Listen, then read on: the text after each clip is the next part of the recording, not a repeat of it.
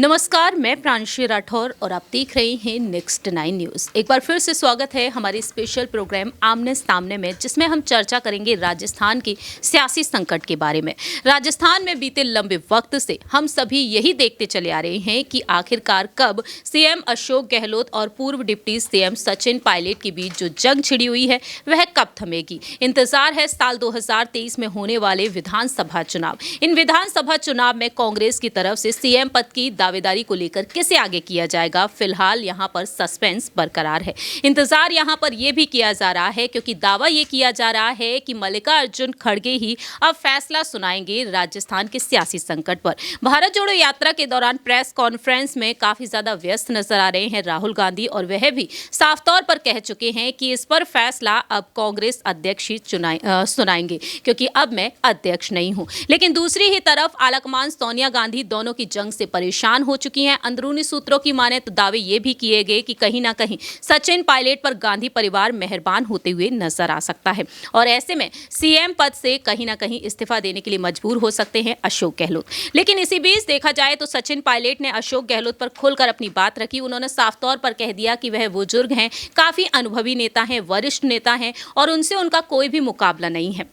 दूसरी ही तरफ ये भी देखने को मिल रहा है कि हाल ही में विधानसभा चुनाव को लेकर बीजेपी की तरफ से कई ऐलान किए गए हैं कि पीएम नरेंद्र मोदी के चेहरे पर ही यहां पर चुनाव लड़े जाएंगे, और साथ ही साथ वहीं बीजेपी से महिला नेता वसुंधरा राजे ने भी तमाम बयान दिए हैं। यानी कि स्थिति साफ है बीजेपी की तरफ से, और चेहरा आखिरकार किसका होगा ये भी बीजेपी में तय कर लिया गया है, लेकिन अब तक यहां पर राज नहीं खोला गया है। दूसरी ही तरफ देखा जाए तो मीडिया प्रभारी, कांग्रेस से मीडिया प्रभारी जयराम रमेश ने बड़ा बयान दिया। उन्होंने साफ तौर पर कह दिया है कि अब राजस्थान में विधानसभा चुनाव हो जाएंगे, उसके बाद ही मुख्यमंत्री तय किया जाएगा। और ऐसे में देखा जाए तो कहीं ना कहीं कांग्रेस में अंदरूनी कलह बढ़ सकती है। इसी पर हम चर्चा करेंगे हमारे सहयोगी दीपक से कि आखिरकार उनकी क्या कुछ राय प्रतिक्रिया है। सबसे पहले दीपक, आपको बहुत बहुत स्वागत है। जैसा कि आप भी जानते हैं कि राजस्थान में इस वक्त क्या कुछ नज़ारा देखने को मिल रहा है। 91 विधायकों पर फैसला आना बाकी है। हाईकोर्ट ने नोटिस तलब कर दिया है सीपी जोशी को, और ऐसे में सीपी जोशी ने भी अपना फैसला नहीं सुनाया है। तो आपको क्या लगता है, क्या आलाकमान का ये फैसला सही होगा? जयराम रमेश ने जो बात कही है, जाहिर सी बात है गांधी परिवार की तरफ से, खड़गे की तरफ से ये फैसला लिया होगा, तभी उन्होंने ये बात कही है कि विधानसभा चुनाव के बाद यह मुख्यमंत्री तय किया जाएगा। तो आपके मुताबिक यहाँ पर यह फैसला कितना सही है? क्या इससे यहाँ पर अंदरूनी कलह और बढ़ती हुई नजर नहीं आएगी? देखिए, अंदरूनी कलह तो पहले से ही बढ़ी हुई है। अब सवाल सिर्फ इतना है कि ये गुट ना टूट जाए या अलग ना हो जाए कोई गुट, क्योंकि गहलोत और पायलट दोनों ही इंपॉर्टेंट है। राहुल गांधी ने अपनी बात रखी थी, लेकिन अगर कुछ साल पीछे जाएं, जब बात चल रही थी अशोक गहलोत के सीएम पद को लेकर, उनको जब सीएम बनाया गया था, उससे कुछ ही दिनों बाद यहाँ पर इस्तीफे को लेकर खबरें आ रही थी। तो खबरें ऐसी थी कि गहलोत ने अपना इस्तीफा पहले ही सोनिया गांधी को सौंप दिया था। उस इस्तीफे पर सिर्फ हस्ताक्षर करने की देरी है सोनिया गांधी की। तब वो आला कमान थी, कांग्रेस अध्यक्ष थी, तो इसी वजह से गहलोत ने यहाँ पर अपना इस्तीफा सोनिया गांधी को सौंपा हुआ था।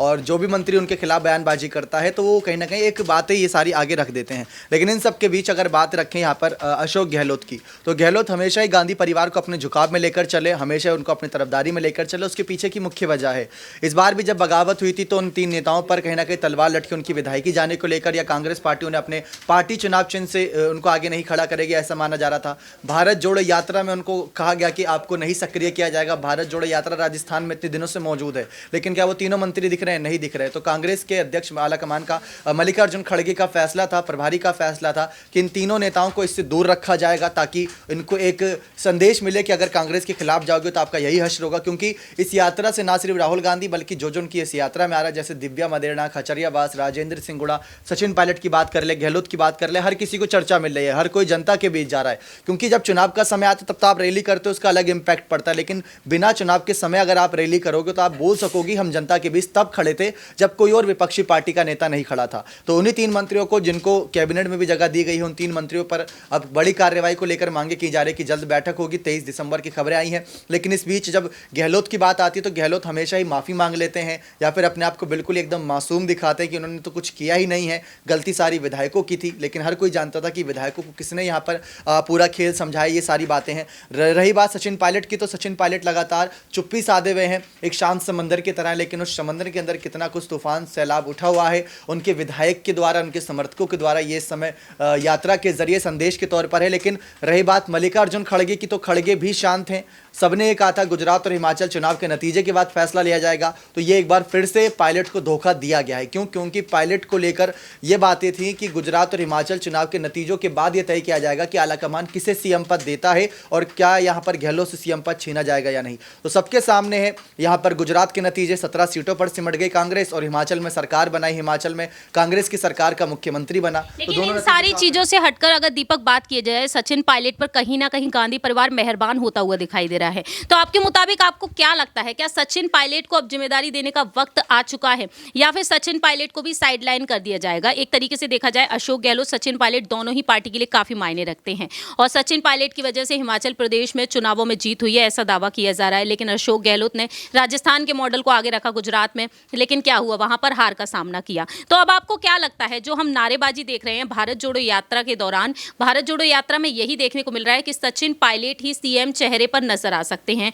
और वहां पर यही दावा किया जा रहा है कि हमारा सीएम कैसा हो, सचिन पायलट जैसा हो। तो अब आपको क्या लगता है, क्या यहां पर सचिन पायलट के हित में फैसला आ सकता है? क्या वाकई में मुख्यमंत्री के तौर पर सचिन पायलट ही नजर आएंगे, या फिर किसी अन्य तीसरे नेता को खड़ा कर दिया जाएगा? क्योंकि दावे ये भी किए जा रहे हैं अगर सचिन पायलट के हित में फैसले नहीं आते हैं तो उनके बगावती सुर जरूर देखने को मिल सकते हैं, बीजेपी की तरफ उनका रुख जरूर देखने को मिल सकता है। देखिए, अभी बात सिर्फ सीएम पद तक की चल रही है, लेकिन पीएम पद की लड़ाई राहुल गांधी लड़ रहे हैं। तो उस लड़ाई में राहुल का साथ कौन देगा, वहां पर भी उन्हें मंत्रियों की जरूरत पड़ेगी। क्योंकि अगर लोकसभा के सांसद अगर आगे जिस तरीके से रैली को इस समय चर्चा, इस समय रैली को सुर्खियां मिल रही हैं, लोग उनको प्यार दे रहे हैं राहुल गांधी को, इन फ्यूचर अगर यहाँ पर और ये रैली ज़्यादा चर्चाओं में रही, गलती से यहाँ पर अगर कह सकते हैं कि पीएम का फेस एक बड़ा राहुल गांधी बन जाते हैं और वहाँ चुनाव जीत भी जाते हैं, गलती से तो नहीं कहेंगे क्योंकि वो मेहनत कर रहे हैं इसके पीछे, अगर वो बन जाते हैं तो उनकी कैबिनेट में भी बड़े मंत्रियों की आवश्यकता रहेगी, युवा मंत्रियों की आवश्यकता रहेगी।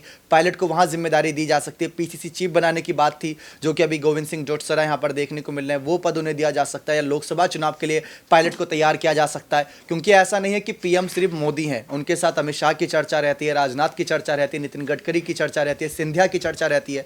तो वैसे ही राहुल गांधी के साथ यहाँ पर अगर चर्चा का विषय कोई बनेगा तो वो कौन होगा, राहुल गांधी के साथ कौन खड़ा रहेगा मंच पे? राहुल अगर पूरे भारत देश की यात्रा पर निकलेंगे, फिर से रैलियां करेंगे, पीएम पद के लिए, चुनाव के लिए वोट मांगेंगे, तो उनके साथ कौन रहेगा, जनता उनका समर्थन कितना देगी, ये एक सवाल रहेगा। लेकिन बात आपने यहाँ पर उठाई है कहीं ना कहीं कांग्रेस पार्टी के तमाम फैसले को लेकर, तो फैसले अब तक हो जाने चाहिए थे। क्यों? क्योंकि हिमाचल चुनाव के नतीजे सबके सामने आए, वहाँ पर पायलट की मेहनत दिखाई दी। एक हफ्ते के अंदर 25-26 जनसभाएं करना आसान बात नहीं होती।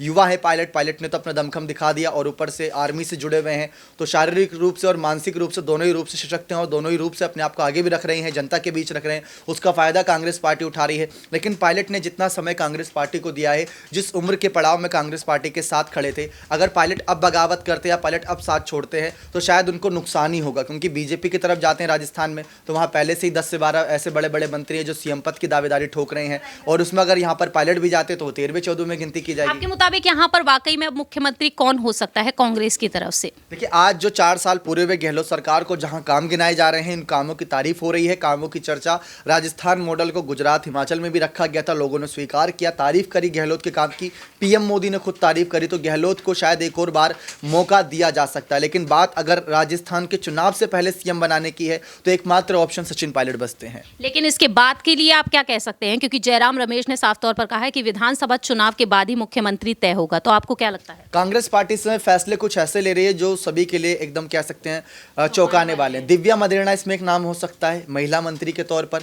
वसुंधरा राजे ने राज किया तो दिव्या मदेरणा क्यों नहीं, उनके पिता ने इस कांग्रेस पार्टी के लिए बहुत कुछ कह सकते हैं योगदान दिया था। दिव्या मदेरणा एक चेहरा हो सकती हैं। अगर सीएम चेहरा चुनाव जीत जाते हैं तो ये बात की बात रहेगी। हम पीएम पद की बात करें, लोकसभा चुनावों की बात कर रहे हैं, हम सीएम पद की बात कर रहे हैं, दोनों समीकरण में देखा जाए तो सीएम पद पीएम पद के मुकाबले बहुत छोटा रहेगा। पायलट को लोकसभा जैसी बड़ी सीटों पर नजर बनाए रहनी चाहिए। जैसा कि यहाँ पर दीपक ने अपनी बात रखी कि कहीं ना कहीं यहाँ पर कांग्रेस का जो फैसला है वो वाकई में चौंका देने वाला है। वक्त के साथ साथ ही पता चलेगा जब साल 2023 में विधानसभा चुनाव होंगे और आखिरकार यहाँ पर कांग्रेस एक बार सत्ता में फिर से रिपीट होगी या फिर फेल होती हुई नजर आएगी। सचिन पायलट का सपना यहाँ पर पूरा होगा या फिर वो सपना टूटता हुआ नजर आएगा। लेकिन आपकी क्या कुछ राय है, राजस्थान में अगले मुख्यमंत्री के तौर पर किसे नजर आना चाहिए, ये आप बता सकते हैं कॉमेंट सेक्शन में। फिलहाल के लिए हम चलते हैं, बाकी की तमाम अपडेट्स के लिए आप देखते रहिए नेक्स्ट 9 न्यूज़।